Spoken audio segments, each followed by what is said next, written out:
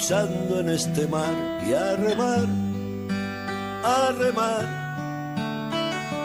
Llantos y alegrías que puedas entonar y a remar, a remar. Veo en tu mirada una tempestad. Siento que no hay límite, ni fin, ni condición, declarado en rebeldía con autoridad. Rostros empapados en determinación, naipes sin marcar sobre el tablón. Vasos que al chocar vierten licor.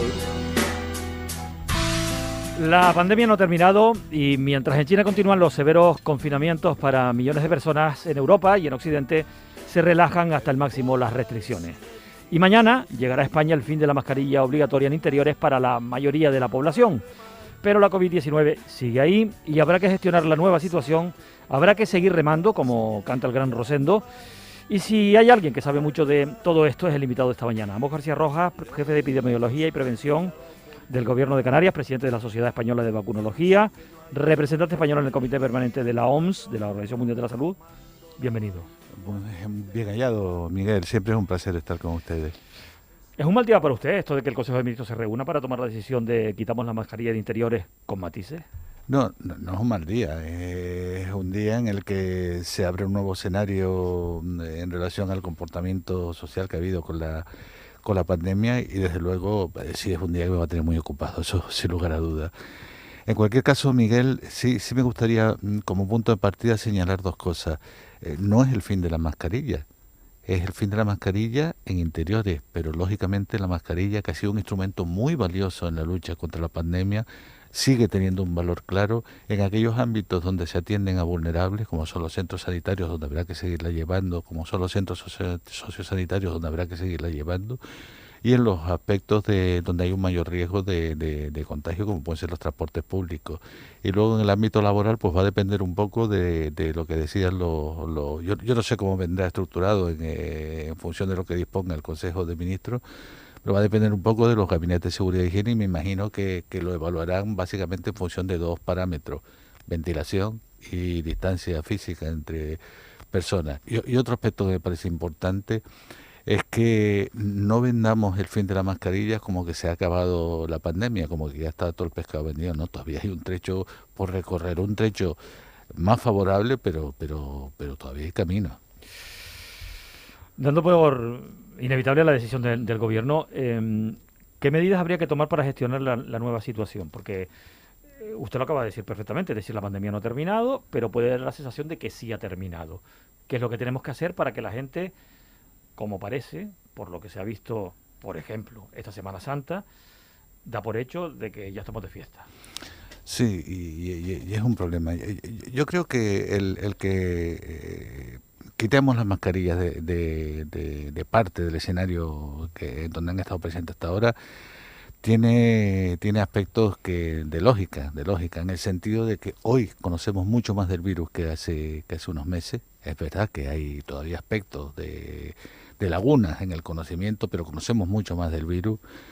En segundo lugar, y me parece que quizás sea el aspecto clave, el fundamental, tenemos a nuestra población vulnerable prácticamente a toda protegida con la vacuna, y eso de alguna manera va a tener un impacto claro sobre la cara más terrible que ha tenido la pandemia, que es los ingresos en UCI o los fallecimientos. La vacuna nos va a permitir el que haya cada vez menos casos de este tipo.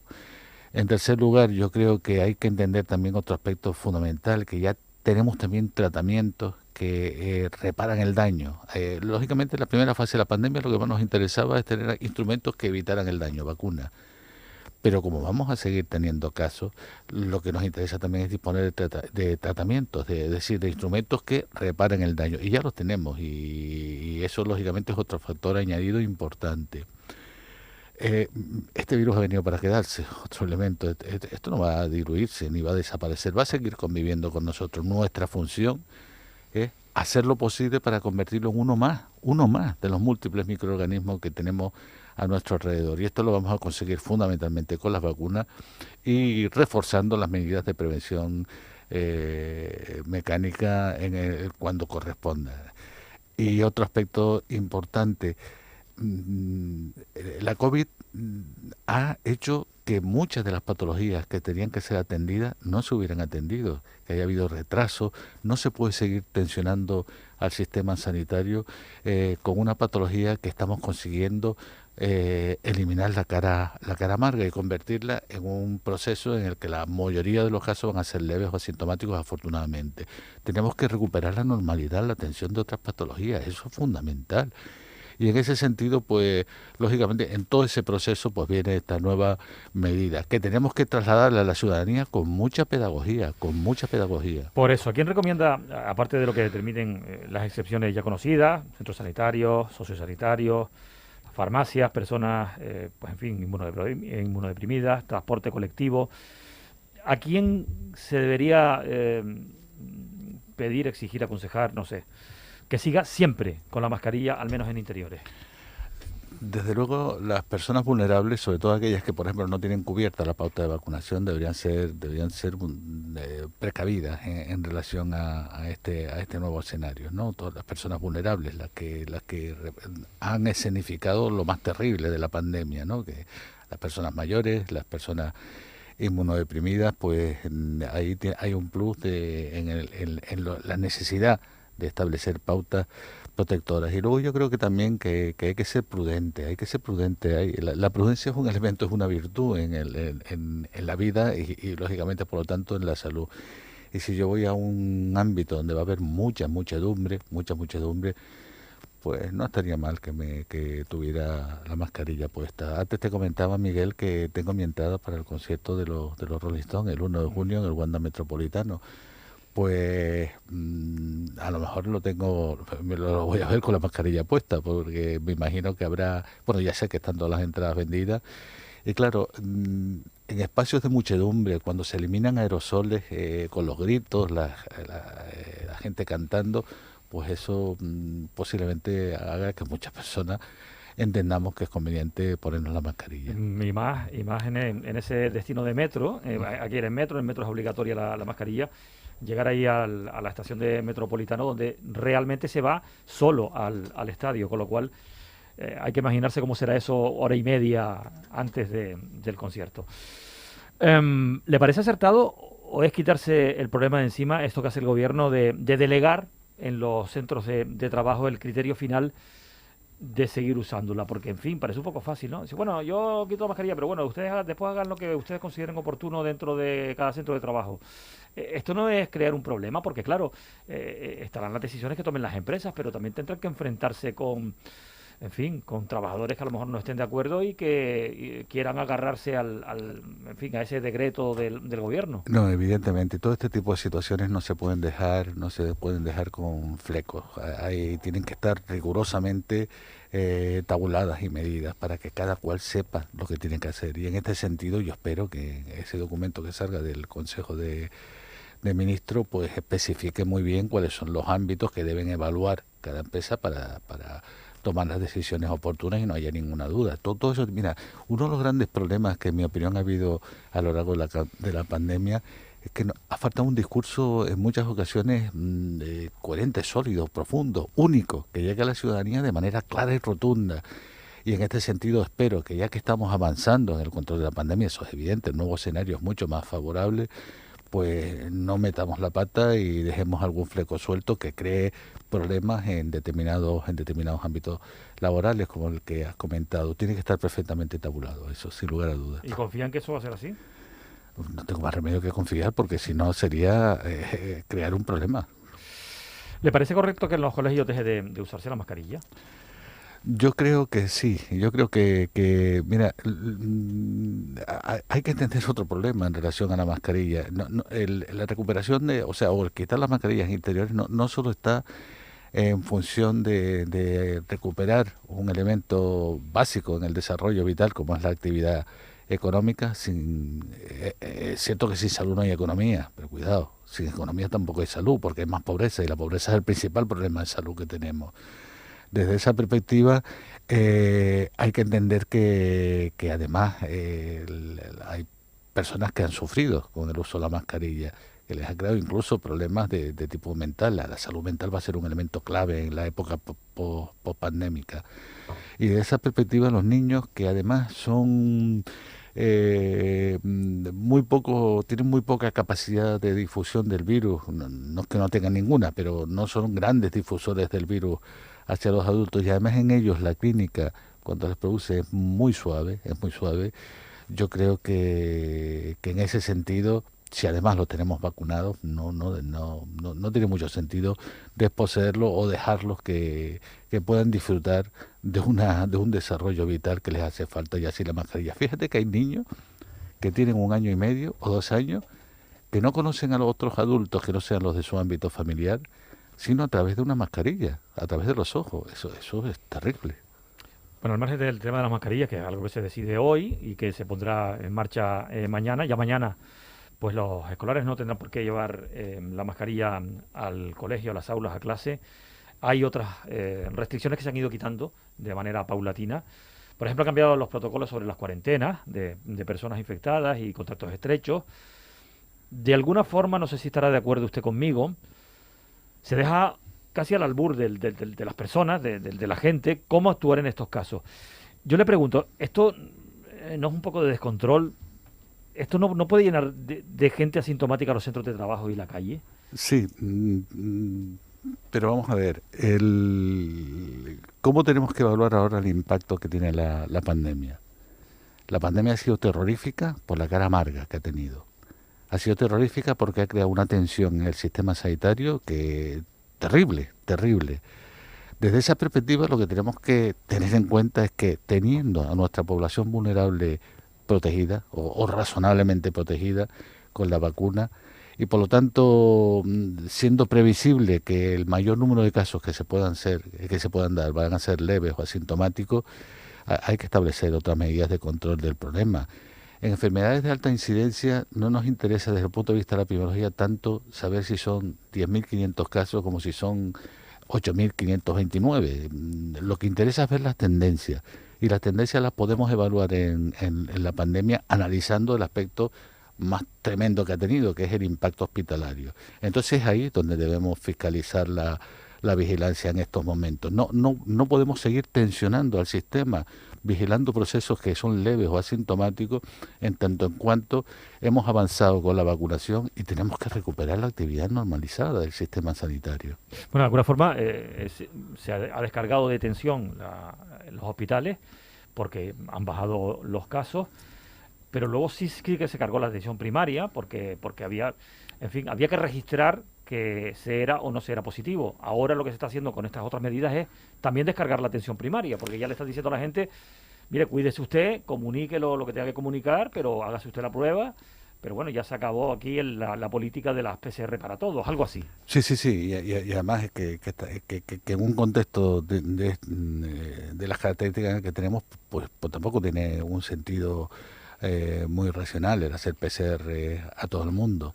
Yo creo que es fundamental, no es tanto cuídese usted, sino sea prudente con lo que le rodean y sea prudente usted con su propia salud. Y desde esa perspectiva, entender que el sistema sanitario ha estado colapsado, pero ha estado colapsado por la pandemia, pero también porque estaba debilitado antes de la pandemia por una política de recortes que se había desarrollado en el sistema, sobre todo en 2 unidades clave, que es atención primaria. La atención primaria necesitaba agua, estaba deshidratada, y la estructura de salud pública en la que yo participo, que ahí no es que necesitáramos agua, ahí es que nos tenían que poner ya un electroshock directamente, un electrocardiograma, porque teníamos un encefalograma prácticamente plano. Y desde esa perspectiva yo creo que es el momento en el que hay que descargar atención primaria, pero cuidado, entendiendo algo que me parece fundamental, que hay que reforzarla. El destensionarnos no significa que nos quedemos como estábamos, no. Hay que reforzarla, hay que llenarla de recursos. Es uno de los elementos clave dentro de la estructura del sistema sanitario, sin olvidar tampoco la atención especializada.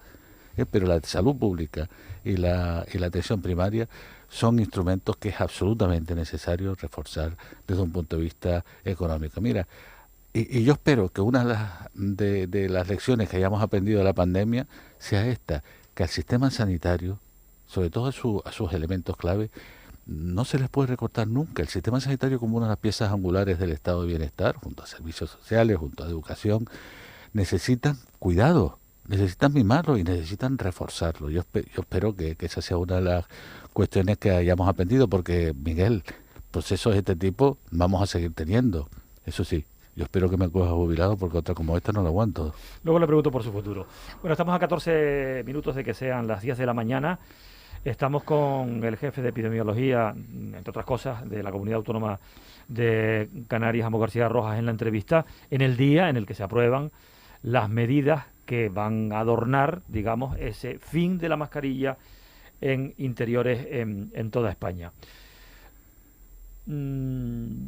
¿Vislumbra una situación en algún momento en que de forma repentina se vuelvan a llenar las UCI, haya que volver a regular la pandemia? Se lo digo por esto mismo que acaba de usted comentar.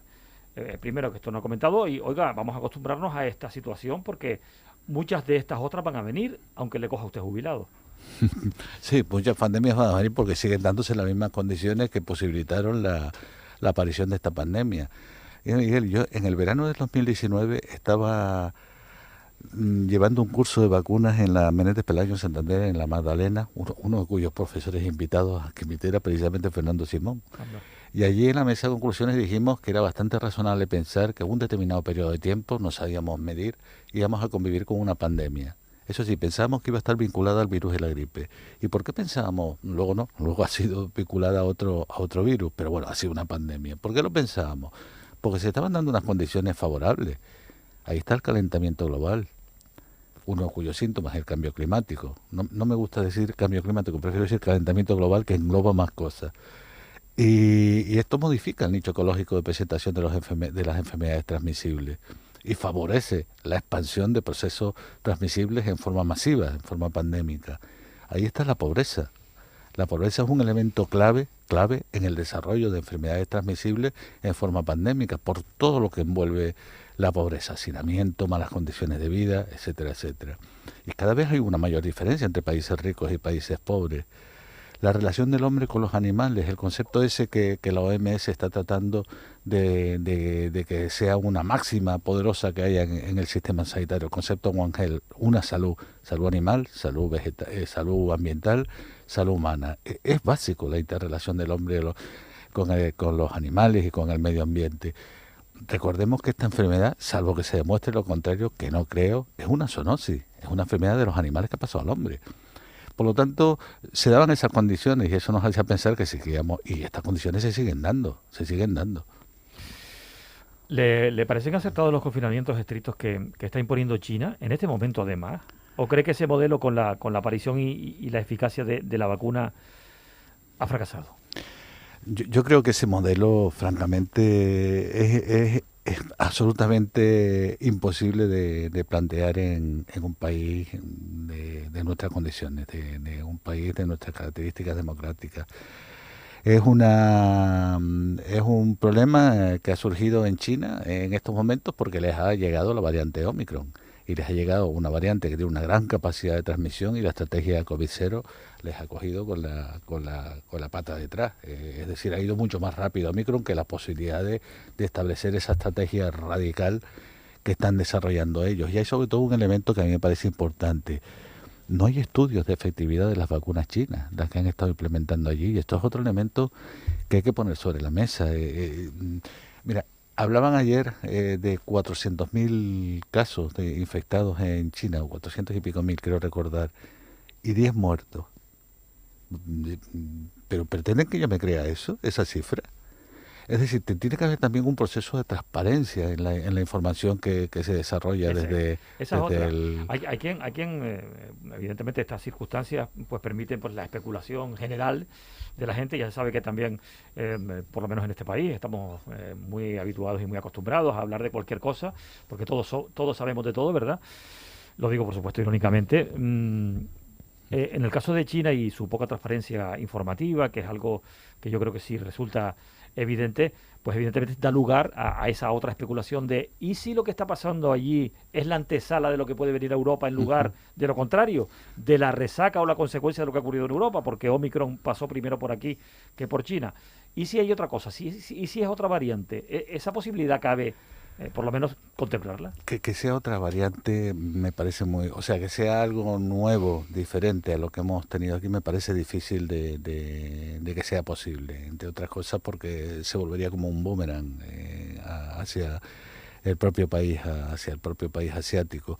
Yo creo que lo que están sufriendo es eso, una estrategia que ha demostrado que tiene unas limitaciones importantes como la del cero COVID, una estrategia que además tiene unos efectos colaterales absolutamente dañinos. Es que vamos a ver, evidentemente si a ti te confinan de la manera salvaje que están haciendo en China, tú a lo mejor no te infectas, pero es que vas a tener muchísimos más problemas de salud, entre otros el hambre, y hay problemas de búsqueda de alimentos, con lo cual se está demostrando que esa estrategia tiene limitaciones importantes. Yo creo que la clave, que es la eficacia posible, los estudios de efectividad de las vacunas chinas, no están publicados, y posiblemente ahí tengan también un problema en relación al desarrollo de la enfermedad. Pero en cualquier caso, que allí tengan algo diferente a lo que es el problemón que nos dio también la Omicron a todos nosotros, no lo veo. No lo veo, entre otras cosas, porque sería un boomerang y sería una situación, digamos, sería absolutamente espantosa que fuera posible que nos estuvieran engañando con algo de santidad.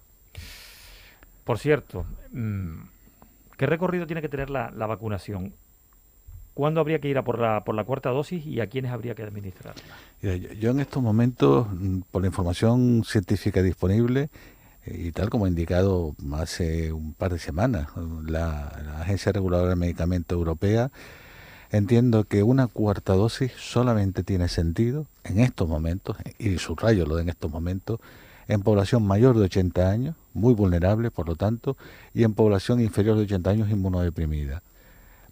Al resto de la ciudadanía en estos momentos no la veo, francamente no la veo. Y es más, incluso te diría que hasta me parece cierto, un pelín obsceno hablar en un país desarrollado de cuarta dosis para población en general, cuando hay países en vías de desarrollo que no tienen ni una apuesta. No me gusta esa dualidad. En cualquier caso, ¿cuáles pueden ser los escenarios futuros con respecto a esta enfermedad? Pues pueden ser varios, pero quizá uno que podamos ver como más probable es que cada X tiempo haya que producir una revacunación. Pero a todo el mundo, en mi opinión, no. En mi opinión, solamente a los vulnerables. Es decir, sería a lo mejor una pauta vacunal muy similar a la que estamos ofertando frente a la gripe. Es decir, población vulnerable, le ponemos todos los años la gripe, pues población vulnerable le ponemos todos los años o cada 2 años, no sé, la vacuna frente a la COVID. Ha llegado a haber estudios, supongo que lo seguirá habiendo, que se estarán realizando, con la posibilidad de implementar una vacuna que quizá incluya, pues en fin, la lucha contra la COVID y también paralelamente contra la gripe. De manera que se pueda producir, pues de esa misma manera que usted lo está comentando ahora, pues una vacunación estacional en algún momento del año que permite luchar contra esas dos enfermedades a las personas, efectivamente, que tienen mayor riesgo, que pueden ser las mayores, como ocurre con el calendario de la vacuna gripal. ¿A usted qué le parece? No, hombre, me parece que sería, si el escenario futuro que vamos a tener con la COVID es el de la revacunación cada X tiempo, pues el disponer de una vacuna que combine la gripe y la del COVID es fantástico. Ahorra en actos vacunales, ahorra en pinchazos al ciudadano y por lo tanto cada vez que consigues una vacuna combinada ganas mucho en lo que es el proceso vacunador. Y esta vacuna que comenta, sí es verdad que está en fase avanzada. Vamos a ver, en primer lugar, cómo queda una vez que se hayan desarrollado todos los ensayos clínicos. Y en segundo lugar, vamos a ver si es necesaria esa vacunación periódica frente a la COVID, que sería en otoño. Yo entiendo que sería también en el mismo momento temporal que el de la gripe, porque en otoño suele haber una mayor presencia de los virus respiratorios y se suele crear más el ámbito favorable a la transmisión de virus respiratorios. Bueno, ahora estamos en primavera. ¿Es factible ver ese escenario, vislumbrar ese escenario para octubre, de aquí a justamente medio año, 6 meses?